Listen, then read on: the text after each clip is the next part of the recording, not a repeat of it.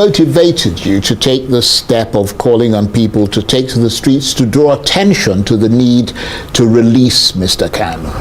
So a number of things, and one is that we're friends, and we've been friends for a long time. In fact, I was one of the few people through Sowore TV that interviewed Nnamdi Kanu when he was relatively unknown, before he was arrested the first time. And I met him in 2019 in New York, had a conversation about the struggle for his people, and we struck a friendship then. And I was here in Nigeria myself, held up by the Nigerian government when he was extraordinary rendition from Kenya. In fact, I was one of the few people who ran to court by the time he had been taken to the DSS detention, where he had been deposited before, after he was kidnapped from Kenya. So, but the most important thing is that I understand the nature of justice, fair hearing, his constitutional right. And it is in his own case that you can say that he's presumed guilty and he's trying to prove his innocence, which is very sad. If you look at how long it has taken for all these court processes to take place, you know that Kanu's fate is not in the hands of the judiciary. If a decision was taken today by the owners of Nigeria to let him go, the judge might sit in the middle of the night and let him go. And by the way, on my way here, something happened. President Tinubu just pardoned 82 people. One of them was Herbert Macaulay, Nnamdi Azikwe, of course, Farouk, who collected a bribe from Otedola, a cocaine dealer who was in prison for life, and a fraudster. So if you can pardon this array of people and several others, I'm not asking for pardon for him, but it's a time to let Nnamdi Kanu go. Is there a lot of public support for the release of Nnamdi Kanu, or is that difficult to gauge? Oh, it's unprecedented. I've been fighting for his release for a long time. I used to attend all his court trials. Under Buhari, I was attacked several times. Each time I went to court, I was attacked physically by the DSS, police, thugs. But this time around, I'm surprised at the number of known traditional people, you know what I mean, who are in support of it. In fact, there was a poll put up by, it's not a scientific poll, by Tunde Ednon's page, who's a major Instagram influencer. And out of 17,000 people, 92% of them support the call for his release and the protest that's been planned for 20th of October. I understand you've tried to contact many leaders in the Southeast to take more public-facing action in support of Nnamdi Kanu's release. Have you been struck by their apparent lack of personal involvement and commitment to that cause? I'm not shocked, because I think on your show I once declared that Kanu's predicament, his ordeal, is as a result of some persons in the Southeast who took a decision that his release would jeopardize their political career and future.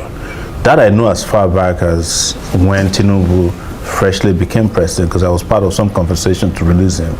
And they said at that time, Imo elections are coming. If it comes out, APC might not win. And subsequently, I realized that some of the communiques you see is just, word of mouth by day. When they go at night or when they meet Tinubu, it's likely that they have a different position. And when I started contacting them in the last 24 hours, I'm shocked. Some of them that I used to be able to reach just switched off their lines. The ones I sent messages never responded. I reached out to Soludo, who I know personally. That's Charles Soludo, governor of Anambra State. Right. No response till now. I reached out to Alex Oti. Alex Oti used to be a columnist for Sahara Reporters, so I know him personally. No response till now. The only response I got was a nominal response that no, we shouldn't have dragged us the way you did. Reached out to Peter Obi, they said he's in Rome. But I sent a message that, you can behave as the Romans do too, just be part of this. But some have been encouraging. Senator Abaribe, I reached out to him, he responded, he said, I'm in on this. And I know that Abaribe suffered when he was a shortage for Kanu. In fact, I was sleeping on Abaribe's bed at the DSS in 2019, shortly after he was released. because he was shorty for Nnamdi Kanu.